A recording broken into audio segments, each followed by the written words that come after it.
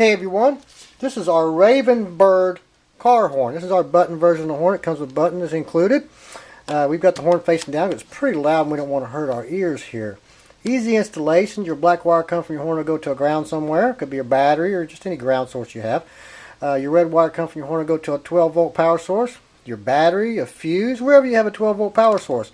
And then yellow wire comes from the horn. Everyone will go to one side of the button. And then you easily just run another 12 volt wire to the other side of the button and you're good to go. So this is our Raven Bird car horn.